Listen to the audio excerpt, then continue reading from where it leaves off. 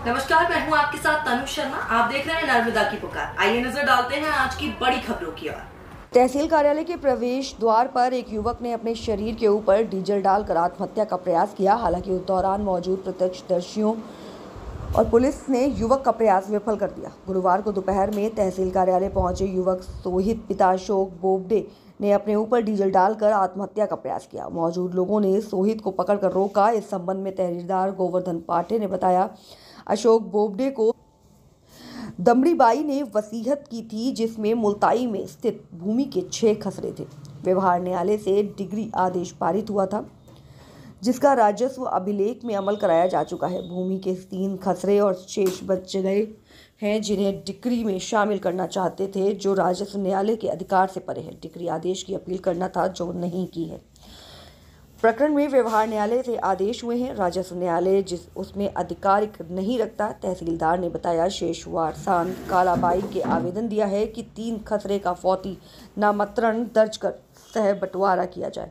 कुल वारसान 5 हो रहे हैं। तहसीलदार श्री पाठे ने बताया कि प्रकरण में अशोक बोबडे को उपस्थिति के लिए 2 बार नोटिस भी जारी किया गया, लेकिन उन्होंने नोटिस लेने से इनकार कर दिया। वर्तमान में मामला विचाराधीन है। मुल्ताई से आमिर अहमद की रिपोर्ट।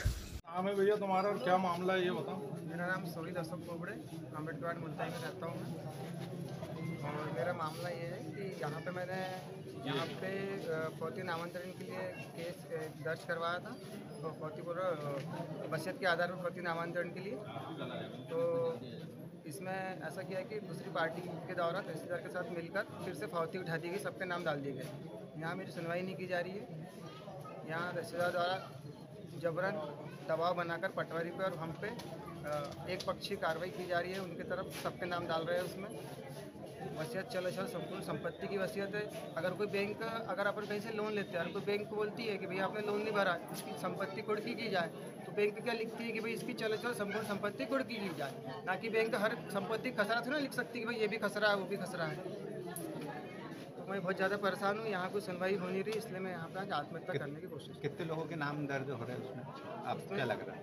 उसमें मुझे पटवारी के द्वारा पता चला कि इसमें 4-5 लोगों के नाम डाले। 4 या 5 लोगों के नाम डाले जा रहे हैं। कौन है 5 लोग? ये 5 लोग मेरे पिताजी के यानी हमारे रिश्तेदारी है, भाई बहन है। फौत कितने की हुई थी? नहीं, दादा की हुई। अच्छा। दादी खत्म। दादी ने लिखी है? हाँ, दादी ने वसीयत की। दादी ने वसीयत किसके नाम से की? पापा जी के नाम से। क्या नाम उनका? अशोक बाजीलाल बोबड़े। वो कहाँ है अभी? वो घर पे, उनकी तबीयत ठीक नहीं है। ये लोगों ने नोटिस पहुँचाया नहीं, कुछ नहीं। फिर ये वसीयत उनके नाम से हुई, तो आपने क्या किया इसके बाद? नामांतरण करवाया इसके बाद में। तो वही केस डाला था आपने नामांतरण? हाँ, वही केस डाला था। कहाँ पे डाला था? यहाँ पे डाला था कि सिविल में डाला? यहाँ पे हमने नहीं डाला था। हमारा इसमें से नामांतरण आधा हो गया था, यानी नामांतरण हो गया था। हाँ। जो यहाँ की जमीन थी वो सब नामांतरण हो गया था, और ये चीज़ संपूर्ण वो नामांतरण कितनी जमीन पे नामांतरण हुआ? हमारे पिताजी का जो नाम दर्ज हुआ था वो पूरे 9 नंबर पे हुआ था। नहीं, अभी उनने नहीं हुआ था। कितने एकड़? भूल चूक वर्ष पटवारी से प्रतिवेदन लिया था हमने। तो पटवारी प्रतिवेदन दिया था उसमें कि भूल चूक वर्ष इसमें चूक हो गई है, तो इसका नामांतरण किया जाए सोबत भैया। एक बात बताओ, ये आत्महत्या का जो तुम्हारे द्वारा प्रयास किया गया, क्या डीजल डाला, क्या है, क्या मामला है? मैंने इसे डीजल डाल के अपना आप को जलाने की कोशिश की, तो रोक लिया गया, वरना मैं आज जल जाऊँ। उसमें से 6 पे इनका डिग्री के आधार पर नामांतरण हुआ, ऐसा मैडम बताया। मैं अनिल गीत अधिवक्ता मुल्ताई से हूँ। वकील साहब, जो न्यायालय में आज जो घटना हुई है, एक युवक ने अपने ऊपर डीजल डाल दिया है, तो ऐसा पता चला कि आप उस युवक का प्रकरण का केस लड़ रहे हो, तो आपको सारी जानकारी होगी। इस मामले में पूरी जानकारी चाह रहे हैं हम आपसे। जी, मैं अशोक पिता बाजीलाल पवार की ओर से पैरवी कर रहा था, और इसमें अनावेदक पक्ष जो है, आवेदक पक्ष कलाबाई और उसके उत्तराधिकारी। कलाबाई ने एक प्रकरण बंटवारे के लिए तहसीलदार न्यायालय के समक्ष पेश किया, लेकिन वह प्रकरण ऐसा पेश किया कि उसमें कलाबाई और उनके उत्तराधिकारियों के नाम राजस्व रिकॉर्ड में दर्ज नहीं थे, और उस नाम दर्ज नहीं होने के कारण मैंने तहसीलदार मुल्ताई के समक्ष आपत्ति प्रस्तुत की, लेकिन उस आपत्ति को न सुना गया और आदेश पारित करने के लिए जो है उन्होंने कह दिया। तो मैंने अपनी तरफ से अशोक की तरफ से जो है आपत्ति प्रस्तुत की और उसको तहसीलदार साहब ने नज़रअंदाज किया, इसलिए मेरा पक्षकार जो है उससे आहत हुआ और उसके कारण उसने जो है ये कदम उठाया। धन्यवाद। अभी जो तहसील परिसर में घटना घटित हुई है, इसके विषय में आपका क्या कहना है?